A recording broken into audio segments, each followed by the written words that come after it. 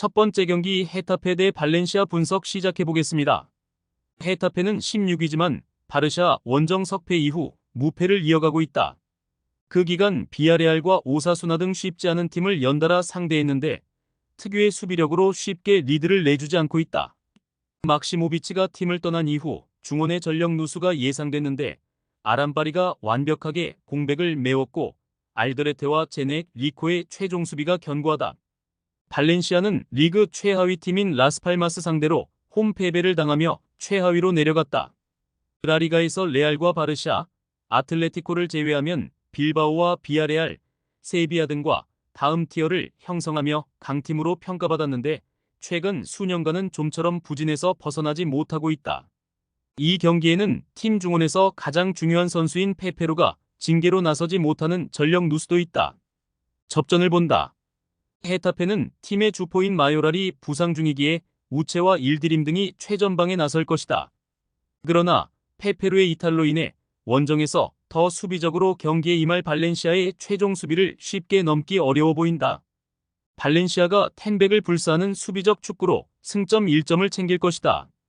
두 번째 경기 아약스 대 빌럼 분석 시작해 보겠습니다. 아약스는 타 팀들에 비해 한두 경기를 덜 소화했음에도 3위까지 올라왔다. 페예노르트와 알크마르, 트벤테 등 순위 경쟁팀들을 모두 아래로 두고 있다. 최악이었던 지난 시즌을 지나 이번 시즌은 에레디비제를 호령했던 모습이 서서히 나오고 있다. 어린 선수들이 가득했던 스쿼드에 가세한 핸더슨과 베흐호스트 등이 관록을 더했고 테일러 이중원 존재감도 확실하다. 빌럼은 휴식기 이후 첫 경기에서 시타르트와 비겼다. 위트와 호벤 등 리그 1, 2위 팀에 패하며 다소 주춤했지만 최근 두 경기에서는 한 골도 실점하지 않으며 승점 4점을 챙겼다. 지난 시즌 에이스터 디비전의 주인공이었는데 승격 시즌에도 충분한 경쟁력을 보이고 있다. 토미야고와 티르판, 베후네크 등이 나서는 수비가 안정적이다. 아약스의 승리를 본다. 빌럼이 강팀 상대로 무리하지 않고 수비적으로 승점 추가를 노릴 것이다. 그러나 트라오레와 피츠짐, 베흐호스트가 최전방에 나와 공격을 주도할 수 있고 반댄, 부멘과 핸더슨의 중원 장악이 있을 아약스 상대로 고전이 예상된다. 아약스가 타이트한 일정에도 4연승에 성공할 것이다. 세 번째 경기 몽펠리에 대 툴루즈 분석 시작해 보겠습니다. 몽펠리에는 수시즌 동안 강등의 위기를 잘 넘기며 리그왕에 잔류했었다.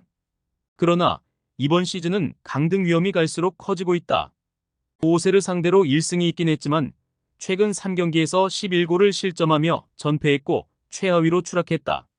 사바니어와 카즈리 등 좋은 베테랑 공격 자원들이 있긴 하지만 페리와 초타르트 등 중원의 경기 영향력이 줄어들었기에 팀이 부진하다.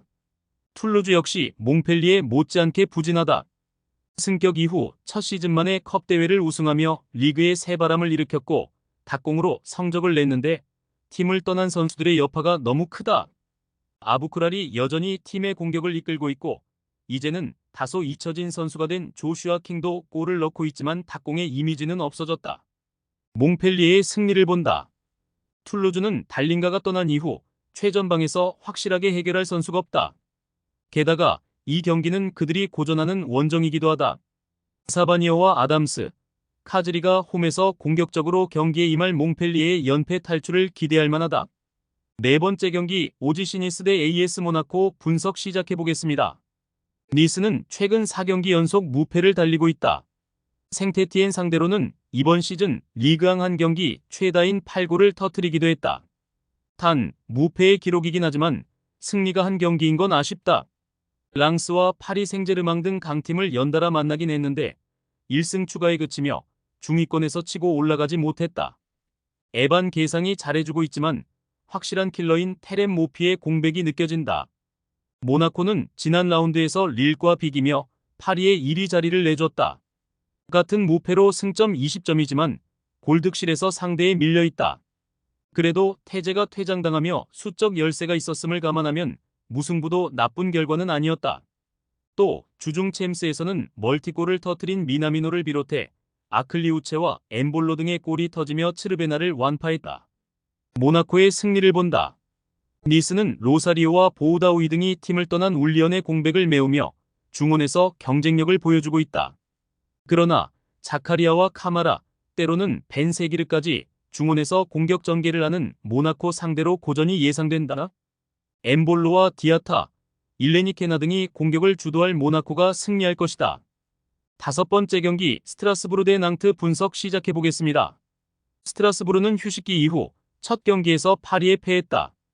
교체로 들어온 세쿠마라와 디용의 골이 터졌지만 파리 생제르맹 상대로 승점을 따내긴 어려웠다.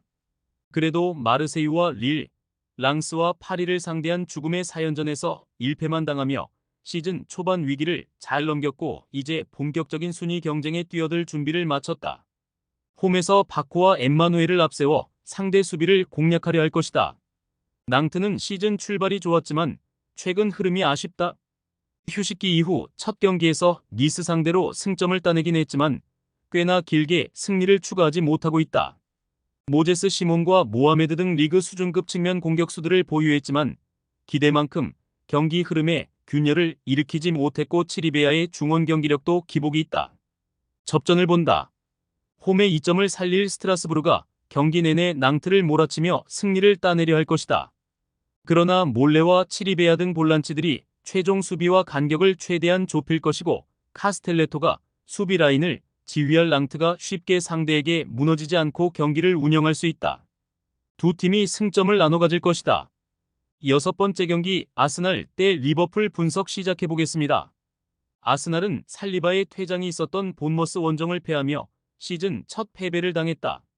이번 시즌 개막 이후 리그와 챔스 등을 통틀어 무패를 기록 중이었는데 중위권 팀의 덜미를 잡혔다. 그래도 주중 있었던 챔스에서 샤크타르를 잡으며 바로 분위기를 회복했다. 필드골을 뽑아낸 건 아니지만 자책골을 유도했고 이번 시즌 상승세의 원인인 안정적인 수비로 공세를 막아냈다. 리버풀은 첼시 상대로 경기 내내 고전했다. 그러나 메갈리스터를 대신해 중원에 선발 출전한 커티스 존스의 골이 터지며 승리했다. 상대에게 주도권을 내준 경기였지만 승리하며 맨시티를 제치고 1위를 유도했고 또 다른 경쟁팀인 아스날을 만난다. 단 아스날보다 챔스 일정을 소화한 이후 하루 덜 쉬었기에 일정상으로는 부담이 있다. 접전을 본다. 아스날은 이번 시즌 홈에서 확실하게 승리를 따내며 선두권을 유지 중이다. 하베르츠와 트로사르, 마티넬리 등 해결할 선수들도 있다. 단 살리바의 이탈로 인해 키위어나 벤 화이트가 나서야 하는 센터백 한 자리가 불안할 수 있고 수비적으로 홈에서 경기를 운영해야 한다. 리버풀이 원정에서 라이벌 상대로 승점 1점은 가능해 보인다.